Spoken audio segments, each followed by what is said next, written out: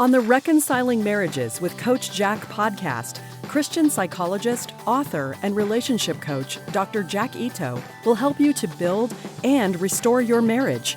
By learning just a few relationship skills, you can help your spouse enjoy your relationship more while getting more love and affection from your spouse. Listen to Coach Jack as he helps you with one more step toward a marriage both you and your spouse will love. A common needy behavior is to complain and argue in order to get more attention and affection. Could this be what your spouse is doing with you? Complaining and arguing may be your spouse's way to make sure that you still care. For couples who have become emotionally distant, arguing is often a substitute for spending quality time together. It draws the other person into a very focused one-on-one interaction with lots of emotion. For many people, any interaction is better than no interaction at all, even if that interaction is negative. If intimacy and reassurance follow your arguments with your spouse, you can expect the arguing to continue. Many people are willing to argue for 3 hours in order to get the emotional connection that is otherwise missing. If you don't spend positive time together, your spouse may create negative time together as a substitute. This is no different from what children will do to get attention from their parents. Some couples fight for years without ever ending their marriage. In such cases, it may be the fighting which is holding them together. If the fighting stops without being replaced with positive time together, you can expect such a relationship to end. The fighting, while unhealthy, provided just enough connection to keep them going. Needy people tend to prefer a bad connection to no connection at all. This will explain many relationships that you see. Secure people either build their relationships or end them. Needy people seek to maintain even a terrible relationship. If you can't stand your spouse but would be terrified of losing your spouse, you are in the needy category. You can work on overcoming neediness with my book on the subject. Are you spending less time together but arguing more? Arguing often happens after some change that makes a couple spend less time together. For example, having a child, starting a new career, or going back to school.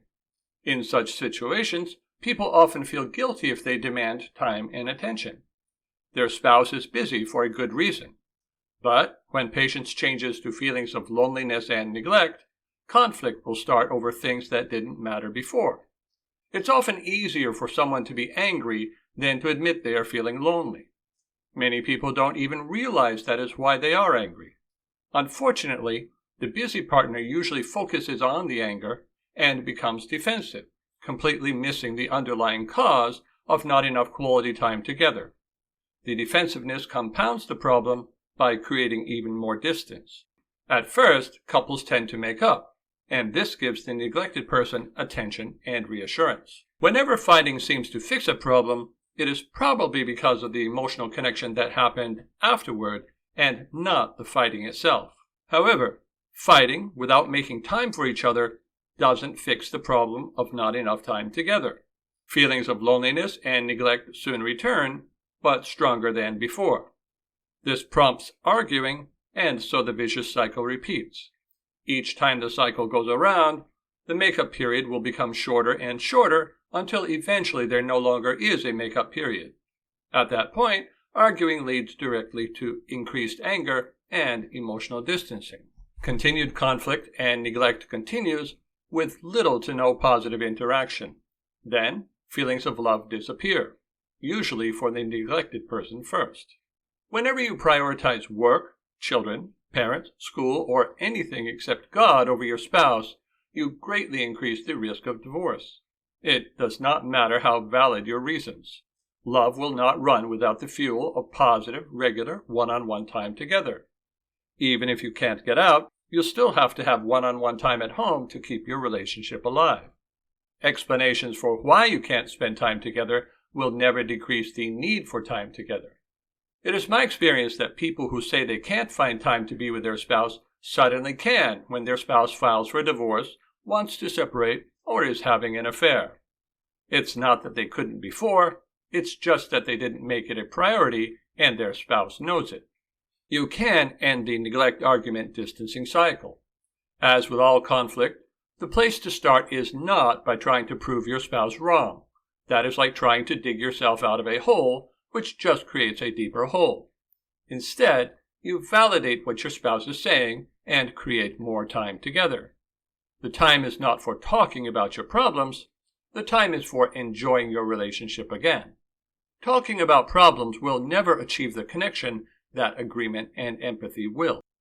Learning to agree and empathize while also being a desirable and loving spouse will completely take care of the kind of problem I am talking about today.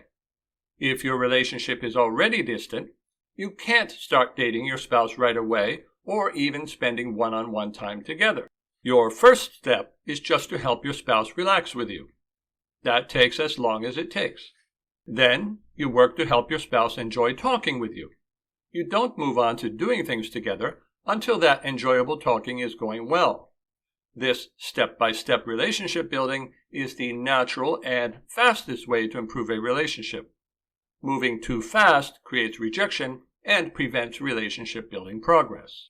Rebuilding follows the same progression as when we initially meet someone when we are single.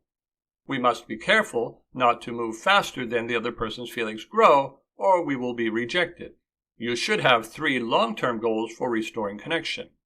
1. Dating your spouse at least once a week. 2.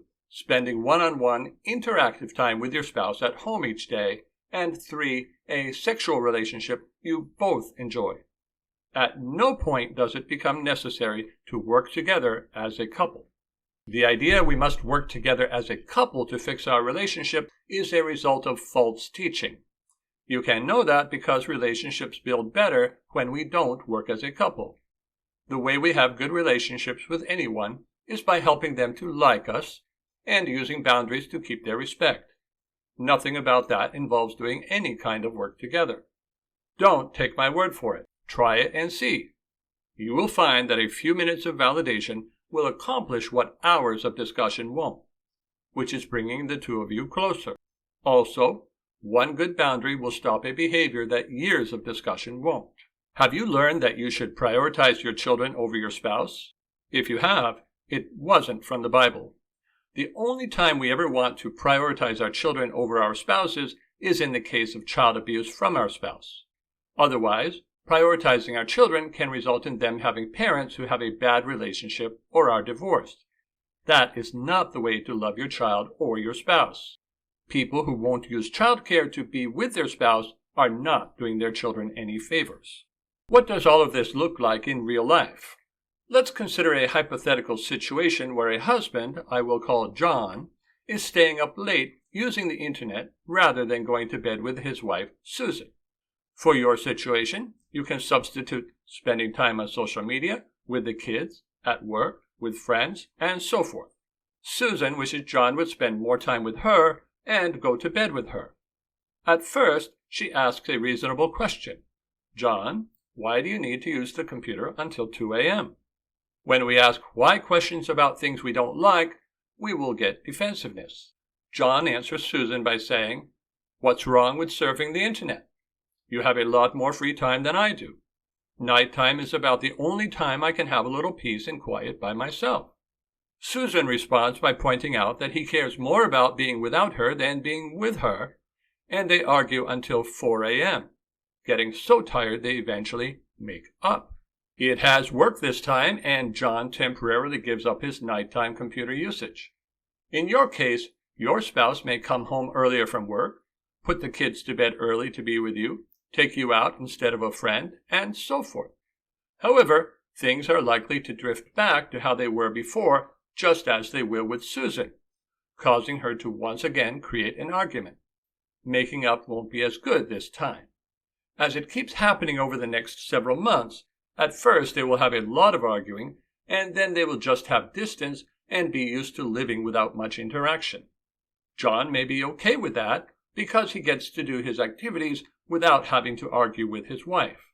She is likely to either want to separate, divorce, or have an affair at some point, which will take John by surprise.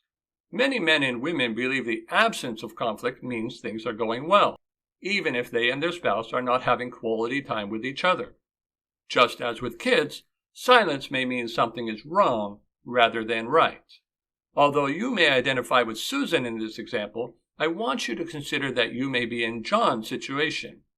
Your spouse may be arguing or complaining about your activities because he or she needs more quality time with you. My wife doesn't care how much I work or play as long as I am making her feel important with good quality time together. Your spouse may be the same. By the way, if you are wondering what Susan should do, instead of complaining or arguing, she should improve her behavior toward John while being less available for him. This combination will create more desire in him to spend time together.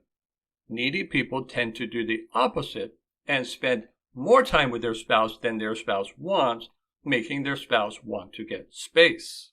The more distant your relationship, the more slowly you must rebuild. When people finally realize their marriage has become very bad, they often want to fix things quickly. I understand the desire, but relationships can't be built quickly. Those who try get rejected. We can't build our relationship faster than the other person's feelings can grow. This is true when you are single, and it is true when you are married. The fact that you were once closer does not change the process. If your relationship is very bad, it could take a while just to get to the small talk stage.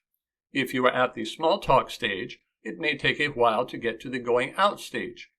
At each stage, you must be helping your spouse to feel valued and validated while you also are behaving in a desirable way, just like when you were first dating. It works the same way, except the pace is slower. If you don't know how to create connection or be desirable, then you can learn. Make sure you don't shift into talking about problems with your spouse. That will not create connection, nor will it make you more desirable.